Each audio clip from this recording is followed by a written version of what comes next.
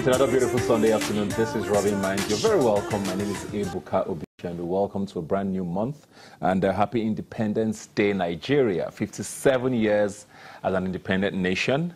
And I know that when many of us were younger, it would be a time to, put on our school uniforms and, do our march past and celebrate. I don't know that we're doing a lot of celebrating these days. The economy is sort of recovering. We're not sure exactly where things are.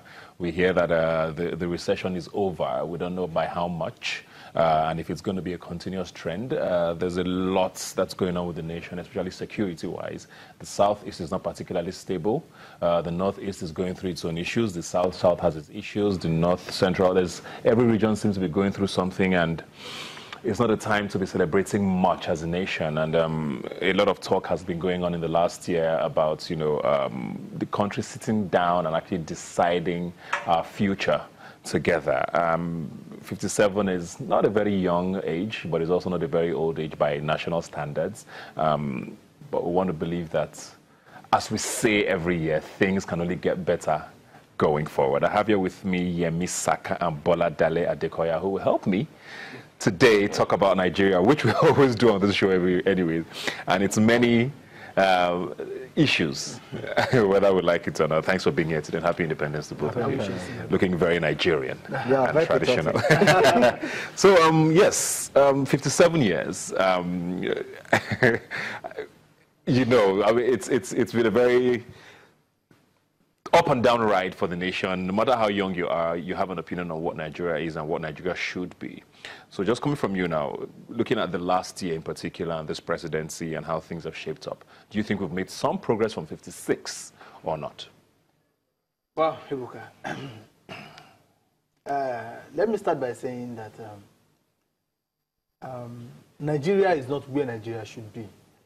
It is disappointing that at this point in time we are still talking about the good old days. And that means we've not made anything good out of the future that we ought to have created, which is quite disappointing as well, because this is the first time in the history of this country that we will be as divided as we have. I would not want to rate the difference, or I don't want to put, I would not to rate the difference between the last year and this year. But what I would say is that I think it is audible enough for the deaf,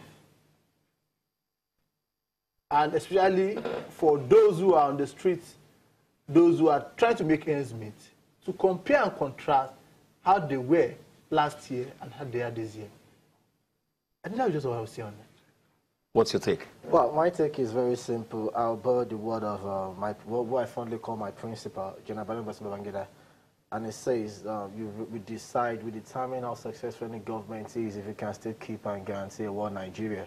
That's always the yardstick some of us assess every successive government, either democratic, either through military incursion or intervention. So far, so good on that premise, on that pedestal. This administration has done so well. Yes, there's a one Nigeria. Yes, the sovereignty is threatened. Yes, the coexistence has been questioned, but there's still a one Nigeria. Is that good enough, though? I mean, which is why a lot of this talk has started going on about, we need to sit down and have a conversation. I mean, we hear so many times that the unity of this nation is non-negotiable, and some people have an issue with that. Is it just enough that we are one Nigeria, regardless of all the issues we have? I find it nauseating that some individuals feel that citizens who were not coerced to be citizens do not have the right to decide their fate. It is preposterous that we are holding these people of this nation under duress. I think it's really important for Nigerians to decide if they still want to be part of this relationship, this marriage, or not. Now, I know a lot of people have said, oh, fine, no, the unity of Nigeria is not negotiable. But you cannot force them to be part of the country. You have to, if they have grievances, you have to listen to them, you have to work on it. But if you refuse to listen to their grievances, you refuse to listen to the outcry, telling them, no, you still have to be, that means no longer a marriage. So for us to continue to live in peace and unity as a country, I think it's really important for us to sit down first, take in all the grievances, which is the first point. If someone is telling me, oh, I don't like this marriage, okay, let's take for instance now, I don't like this marriage, I want to leave. The first thing the marriage counselor will ask is this: why do you want to leave? Now, we've refused to ask the question of why. Fortunately for us also, those that want to leave have also been telling us this is the reason why we want to leave. But we're telling them, no, we don't want to hear the excuse. You are not leaving, you are not leaving.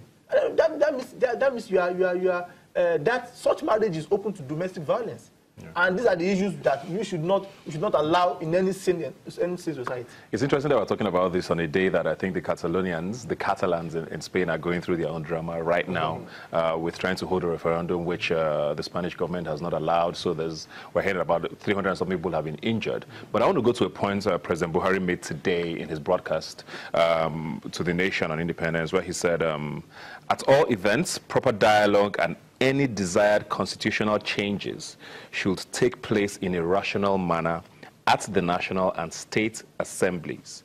These are the proper and legal fora for national debate, not some lopsided, undemocratic body with predetermined set of objectives. So, from what we can see here, he's not ready to call any sort of, I don't know what to call it. The National Assembly, he believes, is going to handle this if at all we have any grievances. Do you agree with that? I agree with that, but maybe we're reading the same page of a book from different sides. Maybe I'm reading from the back, he's reading from the front. President Muhammadu Buhari is one person over time I've questioned his leadership approach or what have you. When it comes to the issue of Nigeria's sovereignty and issue of coexistence, I think most times on the same page. You see, let's go back into history. There was a time in this country, even the people that ought to know were shouting sovereign national conference. As at the time that the sovereignty of Nigeria has been defined, we have Nigeria as a nation, we have the green, white, green flag, we have the coat of arms, we have the institution of government or governance. So which sovereignty do you want to define or redefine? And at another point in time, people saying the constitution is flawed, was handed down to us by the military, was forced upon us. But there was a 1995 draft constitution by the late General Sani Abacha administration. Nigerians didn't ask why that constitution was not implemented. And that constitution, between you and I, my personal opinion, would have gone a long way, addressing these fundamental issues that keeps occurring at every dispensation. As with that constitution, the 6 regions would have had a shot at the presidency, either being a vice president or the president. 3 or 4 regions as we speak right now would have produced a president. Whether you like it or not, it would have gone on, and the call for marginalization or exclusion would have died a natural death.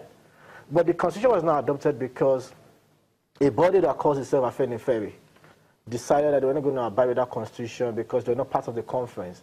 And that was how Justice Nikitobi had to amend or upgrade the 1979 constitution as 1999 constitution. So these are issues we should look at. Then secondly, I'll probably let's get very blunt and direct here.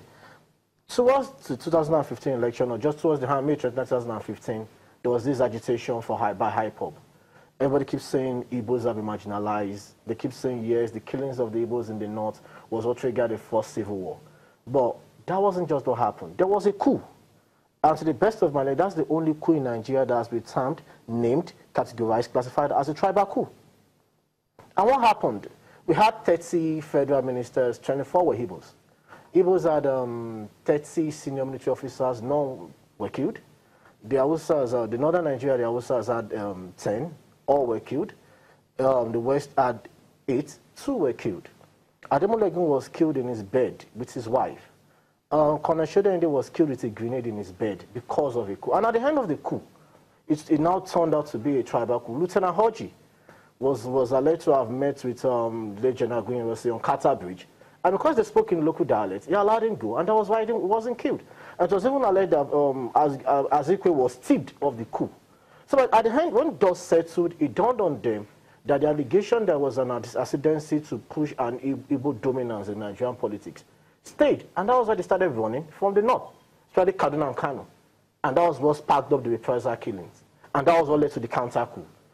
So if you look at it, some people create a platform for the marginalization. And if after the civil war and what have you, The first experiment at democracy had an Igbo man as the vice president. That shows that heavy part of the country has moved on beyond the war, except the Igbos. Unless we want to lie to ourselves, I want to call it spade the cutlass. So, the call for marginalization in some aspects is always politically motivated. At the point when Chief MK Abiola lost the election was when he started hearing the call for sovereign national conference.